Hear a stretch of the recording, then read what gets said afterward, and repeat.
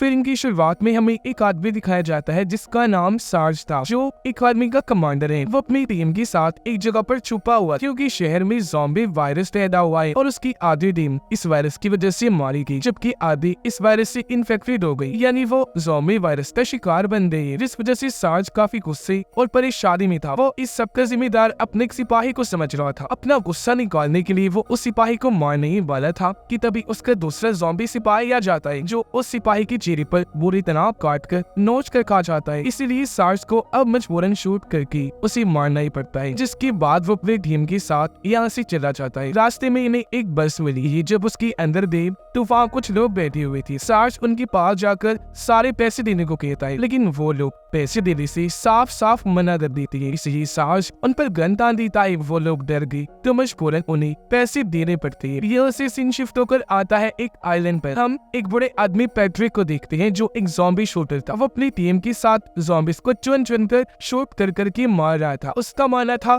कि जो मर गए हैं उन्हें पूरी तरह से खत्म कर देना चाहिए, यानी ये ज़ॉम्बी जो मरने के बाद जिंदा होकर दोबारा ज़ॉम्बी बन जाती है, इनको जीने का कोई हक नहीं है। पैट्रिक यहाँ से अपनी बेटी के पास गया, जिसे अपने डैड का काम बिल्कुल पसंद नहीं था, क्योंकि वो नहीं चाहती थी कि ज़ॉम्बिस को कोई मारे। वो अपने डैड से पूछती है कि अगर कभी मैं भी ज़ॉम्बी बन गई तो क्या अब मुझे भी मार डालोगी। पैट्रिक कोई जवाब नहीं देता और अपनी टीम के साथ आगे बढ़ जाता है, क्योंकि उसे मैसेज आया था कि एक घर में 2 बच्चे इस वायरस से इन्फेक्टेड हैं, जो जल्दी ज़ॉम्बिस बन जाएंगे। पैट्रिक अपनी टीम के साथ उस घर में पहुंचा। बच्चों की मॉम से कहता है कि उन्हें हमारे हवाले कर दो, वो इन्फेक्टेड है तो सबके लिए खतरा बन सकते हैं, हम उन्हें शूट करने आए। लेकिन बच्चों की मॉम उन्हें बच्चे देने से साफ साफ मना कर देती है। यही नहीं बल्कि उन पर गन भी ताल लेती है। ये देखकर पैट्रिक और उसकी टीम औरत को ही शूट कर देती है, जिससे वो मौके पर ही मारी जाती है। उसका हस्बैंड जल्दी से वहाँ पर आ गया। अपनी वाइफ के मरने पर बहुत रोया। कहता है, अरे जालिमो, ये तुमने क्या कर दिया। लेकिन पैट्रिक को इस चीज से कोई फर्क नहीं पड़ता, इसीलिए वो बिना कोई जवाब दिए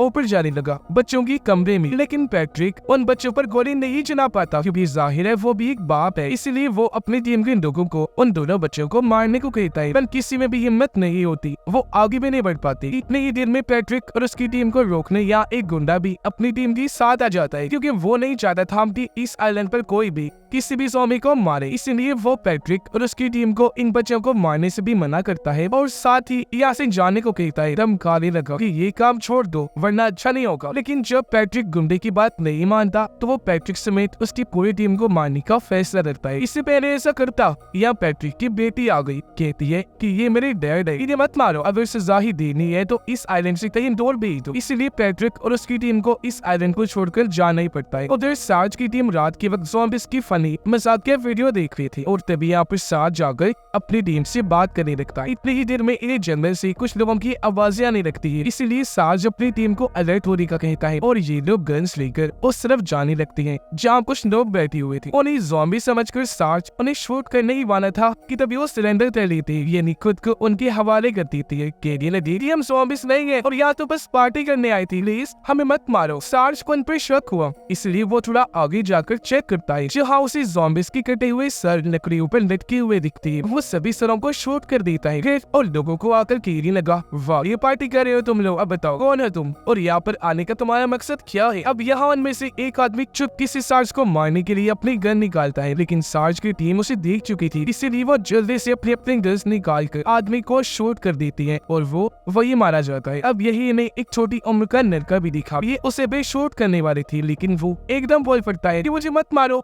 मैं इनके साथ नहीं मिला हुआ। इसलिए सार्ज उसे नहीं मारता और ये उसे भी अपने साथ लेकर आगे बढ़ जाते हैं। लड़का इन्हें एक जेब में लेकर जाता है जिसके अंदर एक लॉकर था। लॉकर में ढेर सारी पैसे थी, जिसकी चाबी सिर्फ लड़की के पास थी। लड़का इन्हें क्योंकि पैसे देना नहीं चाहता था, इसलिए वो यहाँ इस तरह जाहिर करता है कि मैंने चाबी गुम कर दी है। वो झूठ बोल रहा था, उन लोगों ने भी यकीन कर लिया, इसीलिए वो चुपके से चाबी को अपनी जेब में रख लेता है। लेकिन उसे ऐसे करते हुए सार्ज ने देख लिया था, पर फिलहाल वो कुछ नहीं कहता और अभी लोग किसी महफूज जगह पर जाने का फैसला करते हैं। जीप में बैठकर वहाँ से आगे बढ़ जाती है। लड़का इन्हें उसी आइलैंड के बारे में बताता है और पैट्रिक की वीडियो दिखाता है, जिसमें पैट्रिक कहता है कि ये आइलैंड सबसे महफूज जगह है, अगर यहाँ कोई आना चाहता है तो बिना सोचे आ सकता है, यहाँ आकर रह सकता है। ये देखकर सार्ज कहता है कि हम इसी आइलैंड पर ही जाएंगे, इसीलिए उसकी टीम उसी तरफ निकल जाती। रात को जब वो लड़का सो रहा था तो सार्ज उसकी जेब से चाबियां निकाल कर अपने पास रख लेता है। ये लोग अब आइलैंड पर जाने के लिए समंदर किनारे बने शेल्टर में आ गई, जहाँ पैट्रिक अपने टीम के साथ पहले से ही रह रहा था। यहाँ पैट्रिक सार्ज से कहता है कि अगर तुम्हें आगे जाना है तो अपने सारे पैसे हमें देने होंगे, लेकिन सार्ज ने साफ साफ मना कर दिया कि पैसे दे दूं, नो कभी नहीं। अब सार्ज को एक बड़ी सी शिप दिखाई देती है, इसलिए ये उस तरफ जाने लगती है, लेकिन ये देखकर पैट्रिक की टीम भी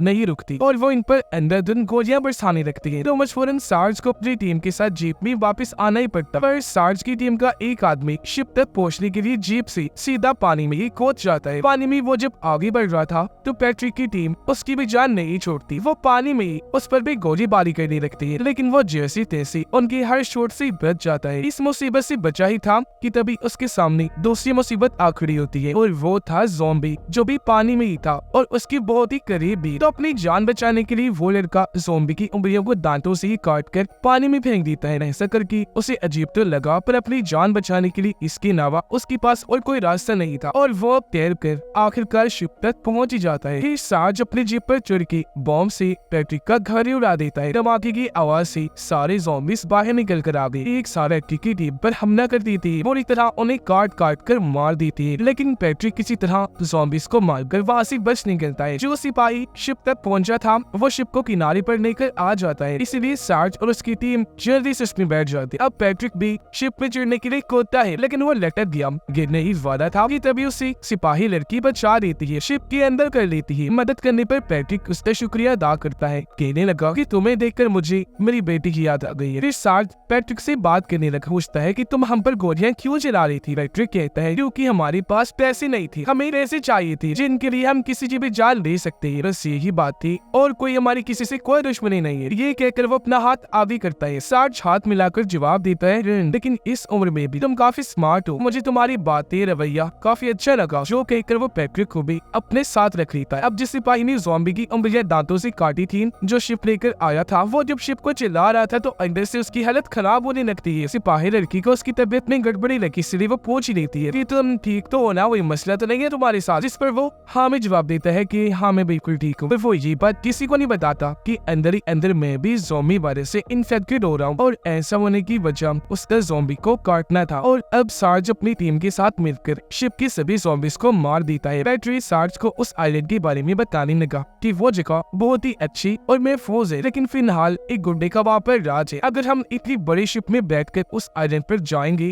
तो गुंडे को हमारे आने का पता चल जाएगा, फिर वो हमें मार भी सकता है। इसलिए भी सारे लोग छोटी कश्ती में बैठकर उस आइलैंड पर जाने के लिए निकल जाते हैं। कुछ देर का सफर करने के बाद आखिरकार ये उस आइलैंड पर पहुंच जाते हैं। यहाँ आकर इन्होंने देखा कि गुंडे ने ज़ॉम्बी को मारा नहीं, बल्कि उन्हें बांध के रखा हुआ है और उनसे अपने सारे काम करवा रहा था। ये लोग अभी कुछ आगे बढ़े ही थे कि तभी गुंडे के दो लोग इन्हें देख लेते हैं, इन पर गोलियां चलाने लगते हैं। बदले में ये लोग भी अंधाधुंध उन पर गोलियां चलाते हैं, जिस गोलीबारी में गुंडे के वो दोनों आदमी मारे जाते हैं। लेकिन इस सब में सार्ज और उसका एक आदमी भी जख्मी हो गई थी। फिर सार्ज उठा बसते हुए अपने साथी को कहता है कि चलो आज हमें भी गोली लग गई, लेकिन इस बात पर उसका साथी कोई जवाब नहीं देता, क्योंकि वो तो मौके पर ही अपना दम तोड़ चुका था। उसकी मौत पर सार्ज बहुत दुखी हुआ, होरी तरह टूट जाता है, कहने लगा अरे यार तू मुझे इस तरह अकेले नहीं छोड़ के जा सकते, आंखें खोलो। ये बोलकर वो जोरों से रोने लगता है। तभी पैट्रिक मरे हुए सिपाही इन्हीं सार्ज के साथी पर गन से गोलियां चलाने लगता है। ये देखकर सार्ज को उस पर बहुत गुस्सा आया, वो उसे मारकर जमीन पर गिरा देता है और खुद ऊपर आकर बैठ जाता है। तब यहाँ घोड़े पर बैठी पैट्रिक की बेटी आई, जो भी अब पूरी तरह ज़ॉम्बी बन गई थी। वो घोड़ा सवारी कर रही थी, इसलिए वहाँ से निकल जाती है। अपनी बेटी की ऐसी हालत देखकर, यानी उसे ज़ॉम्बी बना देखकर पैट्रिक अंदर से काफी दुखी हो जाता है। वो सार्ज को भी बता देता है कि ये मेरी बेटी है। सार्ज को भी उसके लिए बुरा लगा, इसलिए वो पैट्रिक को उठाकर फिर से खड़ा कर देता है। पैट्रिक जिसे काफी गुस्सा आ गया था, वो सार्ज से कहता है कि मैं अब गुंडे को नहीं छोड़ूंगा, उसकी जान लेकर ही रहूंगा, क्योंकि मेरी बेटी की ज़ॉम्बी बनने की वजह सिर्फ और सिर्फ वही है। क्योंकि अगर वो मुझे सभी ज़ॉम्बीज को मारने देता तो एक भी ज़ॉम्बी जिंदा न बचता, और आज मेरी बेटी भी ज़ॉम्बी न बनती। मैं अब उसे किसी सूरत नहीं छोड़ूंगा। फिर केरी ने कहा कि मैं उसे बस मारने जाने ही वाला हूँ। गुंडा जो कि अपने घर में बैठा हुआ, अभी उसके पास एक आदमी आकर बताता है कि ज़ॉम्बीज़ कुछ भी नहीं खा रही, क्योंकि उन्हें इंसानों को खाना है। ये सुनकर गुंडा उस आदमी के साथ अपनी पोल्ट्री फार्म में गया, जहाँ उसने सभी जानवरों को रखा हुआ था। वो ज़ॉम्बीज़ को पीक खाने को देता है, लेकिन हेयर ज़ॉम्बीज़ वो भी नहीं खा रही थी। ये देखकर गुंडे को काफी गुस्सा आ गया, इसीलिए वो शूट करके इन ज़ॉम्बीज़ को ही मार देता है। ये अपने आदमी को कहता है कि जाओ और पैट्रिक की ज़ॉम्बी बेटी को लेकर आओ, हमें उस पर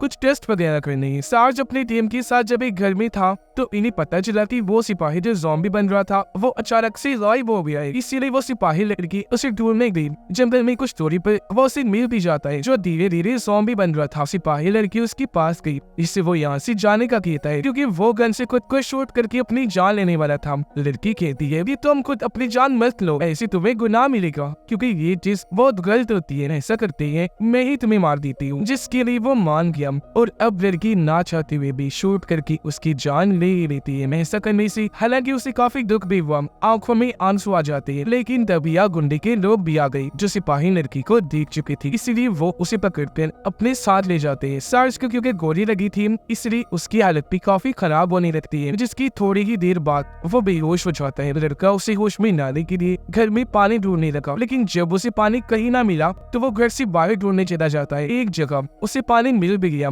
लेकिन वो जैसे पानी लेने वाला था वहाँ पैट्रिक की बेटी आ गई, जो ज़ॉम्बी नहीं थी, बिल्कुल ठीक लग रही थी। पैट्रिक जो अपने साथियों के साथ था गुंडे को मारने का प्लान बना रहा होता है कि तभी इन्हें आवाज आने लगी, इसलिए ये साइड में जाकर छुप जाते हैं। इन्होंने देखा कि गुंडे का साथी बेहोश सिपाही लड़की को अपने साथ ले जा रहा है, इसीलिए ये फैसला करती है कि हमें कैसे भी करके इस लड़की को बचाना है। जब सिपाही लड़की को गुंडे के पास ले जाया गया तो उसे होश आ गई। यह गुंडा उसे बताता है कि हम ज़ॉम्बीज को मारना नहीं चाहते क्योंकि हमारी फैमिली में ऐसा कोई रिवाज है ही नहीं। मरने के बाद हम ना किसी को जलाते हैं, ना दफन करते और ना ही जिंदा होकर ज़ॉम्बी बनने वालों की जान लेते हैं। सिपाही लड़की देखती है कि गुंडे की वाइफ भी ज़ॉम्बी बन चुकी है, लेकिन इसने उसे भी नहीं मारा होता बल्कि घर में कैद करके रखा हुआ था। गुंडे की लोग पैट्रिक की बेटी को पकड़ लेती है जो ज़ॉम्बी बनी हुई थी और उसे गुंडे के पास जाने लगती है। सार्ज भी पहले से काफी बेहतर हो गया था। उसे जब होश आई तो कोई उसकी चोट की पट्टी कर रहा था। आंखें खोलकर जब उसने देखा तो वह पैट्रिक की बेटी थी जो ज़ॉम्बी नहीं थी, बिल्कुल थी, इंसान ही थी। उसे देख सार्ज को काफी हैरत हुई। वो पूछता है तुम तो ज़ॉम्बी बन गई थी ना, जिस पर वो कहती है कि जो आप मुझे समझ रहे हो मैं वो नहीं हूँ, मैं जेनेट हूँ, उसकी जुड़वा बहन, पैट्रिक की दूसरी बेटी। फिर वो बताने लगी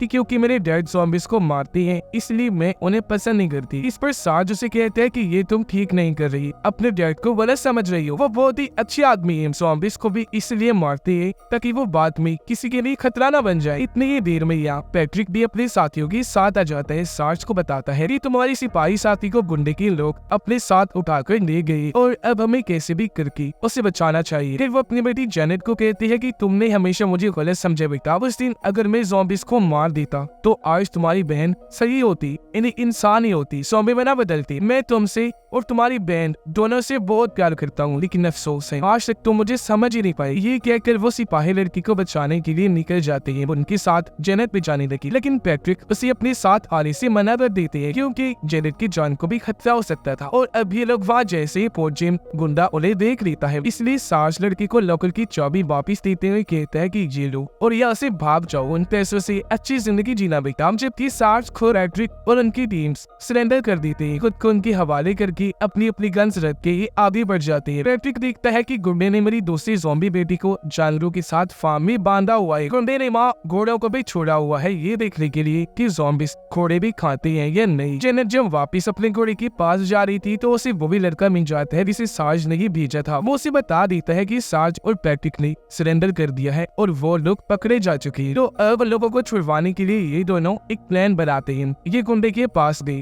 कहते हैं कि अगर तुमने इन सब लोगों को छोड़ दिया तो हम तुम्हें बहुत सारे पैसे और ढेर सारी गन्स भी देंगे। तब यह जेनेट अपनी बहन को देखती है, इसलिए वो बिना सोचे उसके पास जाने लगी क्योंकि उसे लग रहा था कि मेरी बहन ने मुझे पहचान लिया है। पर जैसे वो करीब गई उसकी बहन जेनेट के हाथ पर काट लेती है। ये देखकर पैट्रिक को इतना गुस्सा आया कि अब वो गुंडे और उसके साथियों पर गोलियां चलाने लगता है। बदले में उन्होंने भी चलाई, इसलिए दोनों टीम्स की भी जबरदस्त गोली बारिश शुरू हो जाती है और अब गोलियों की आवाज सुनकर वहाँ सारे ज़ॉम्बीज आने लगती हैं और इन पर खतरनाक हमले होना शुरू हो जाते हैं। कुछ देर के बाद मौका देकर पैट्रिक अंदर आया। वो गुंडे को कहता है अच्छा ठीक है, मैं तुम्हें नहीं मारता, लेकिन बस मुझे कुछ वक्त अपनी बेटी के साथ गुजारना है क्योंकि काटने की वजह से जल्द जेनेट भी ज़ॉम्बी बनने वाली थी। और अब जब पैट्रिक जेनेट के पास जाने लगता है तो पीछे से गुंडा उस पर गोली चला देता है, जिस वजह से वो नीचे गिर गया। पर जख्मी हालत में भी पैट्रिक एक गोली गुंडे को मार ही देता है। तभी जेनेट की ज़ॉम्बी बहन गोली को खाने लगती है। उसे ऐसा करते हुए देखकर जेनेट सार्ज को बताने जाती है कि ज़ॉम्बीज घोड़ों को खा सकते हैं, लेकिन तभी पीछे से पैट्रिक जेनेट को गोली मार देता है क्योंकि वो नहीं चाहता था कि मेरी ये बेटी भी ज़ॉम्बी बन जाए। जबकि सार्ज वो सारे पैसे लेकर अपनी टीम के साथ इस आइलैंड से निकल जाता है और आइलैंड पर पैट्रिक और गुंडा भी ज़ॉम्बी बन जाते हैं। और इसी के साथ ही इस फिल्म इनकी कहानी भी यहीं पर खत्म हो जाती है।